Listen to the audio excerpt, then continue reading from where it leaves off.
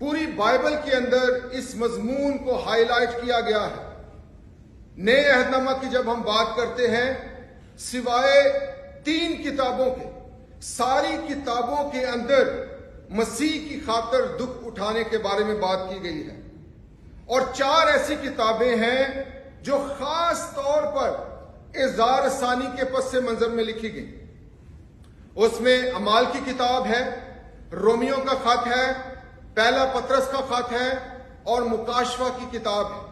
اور یہ 4 کتابیں ایسی کتابیں ہیں جو اظہار ثانی کے پس منظر میں لکھی گئی۔ اس وقت کی کلیسیا دکھ میں سے گزر رہی تھی، اور خدا نے اپنے لوگوں کو، پاک روح کو استعمال کیا کہ اپنے لوگوں کی حوصلہ افزائی اور ان کی تسلی کا باعث ہو سکے۔ ایسے نکل نہیں سکتے۔ اور دنیا کس کو کامیابی سمجھتی ہے، اور یسوع مسیح کی نظر میں کامیابی کیا ہے؟ اگر ہم اسی نقطے پر تھوڑی دیر کے لیے غور کریں کہ جب لوگوں نے یسوع مسیح کو زخم لگایا تو انہوں نے سمجھا کہ یہ بہت بڑی کامیابی ہے، لیکن مسیح کی نظر میں زخم لگانے والا کامیاب نہیں ہے، مسیح کی نظر میں زخم کھانے والا کامیاب ہے۔ دنیا کی نظر میں دکھ دینے والا کامیاب ہے، اور آج دنیا مسیحوں کو دکھ دیتی ہے اور اس کو کامیابی سمجھتی ہے، لیکن بائبل یہ بیان کرتی ہے کہ مسیح دکھ اٹھا کر کامیاب ہوا۔ اس نے دکھ اٹھا کر فرما برداری سیکھی۔ یہ ہے کامیابی کا راستہ۔ دنیا صلیب پر چڑھانے کو کامیابی سمجھتی ہے، لیکن یسوع مسیح صلیب پر چڑھ کر کامیاب ہوا۔ دنیا مسیحوں کو دکھ دے کر کامیابی سمجھتی ہے، لیکن یاد رکھیں بائبل بیان کرتی ہے کہ اگر ہم دکھ اٹھاتے ہیں تو جلال بھی پائیں گے۔ جلال کا راستہ دکھ اٹھانا ہے۔ اگر جلال تک پہنچنا ہے، گلوری تک پہنچنا ہے، تو کوئی شارٹ کٹ نہیں ہے، وہ دکھوں کا راستہ، اور یہی راستہ میرے اور آپ کے مسیح کا راستہ بھی ہے۔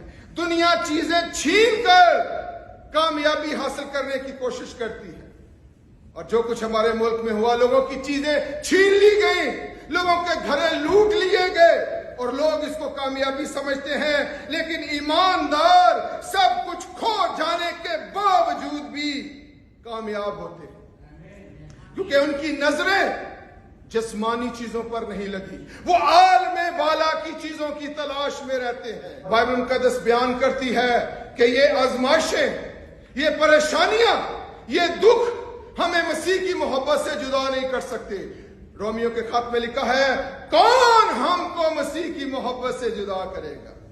اور وہاں پر تقریباً 15-16 باتیں لکھی گئی ہیں۔ لکھا ہے کہ نہ ہمیں تلوار، نہ ہمیں کال، نہ ہمیں تنگی، نہ ہمیں بھوک، نہ ہمیں موت جدا کر سکتی ہے۔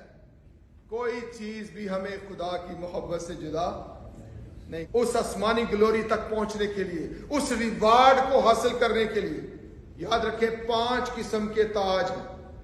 مسیح خداوند نے 5 قسم کے تاج رکھے اپنے لوگوں کے لیے۔ Standing strong through the storm, اس میں مصنف بیان کرتا ہے کہ ایک مسیحی جو ہے وہ ایک بال کی مانند ہے، ربر بال نہیں ہوتی، اور وہ مثال دیتا ہے کہ اس ربر بال کو جتنا زیادہ زمین پر زور سے مارو گے یہ اتنی ہی زیادہ بلند ہوگی۔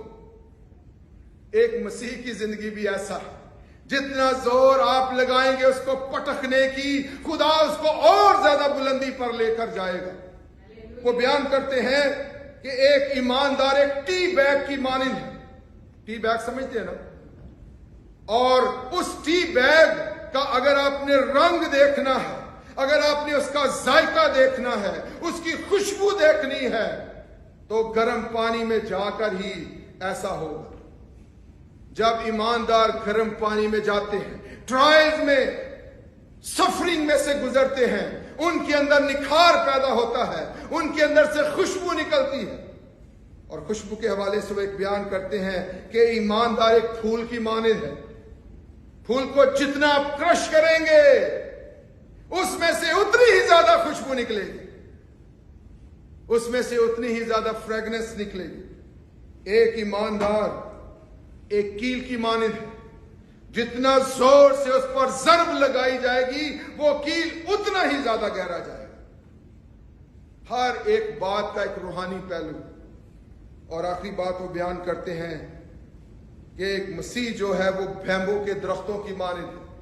بیمبو سمجھتے ہیں نا، بانس کا درخت، جتنا زیادہ اس کو کاٹا جائے گا وہ درخت اتنا ہی زیادہ بلند ہوتا جائے گا، اس کی جو تنا ہے وہ اور زیادہ سٹرونگ ہوتا جائے گا۔ ان دکھوں کو نیگیٹو نہ لیں، پازیٹیو لیں، مثبت لیں۔ خدا ان کے ذریعہ سے اپنا جلال ظاہر کر سکتا ہے۔ خدا ان کے ذریعہ سے ایمانداروں کو ریوائیول کی طرف لے کر جا سکتا ہے۔ خدا ان کے ذریعہ سے ایمانداروں کو مضبوط کرتا ہے۔ خدا ان دکھوں کے وسیلہ سے ہمیں یونائٹ کرتا ہے، وہ بلیسنگ کی طرف لے کر جاتا ہے، جس راستے پر ہمارا خداوند یسوع مسیح بھی چلا۔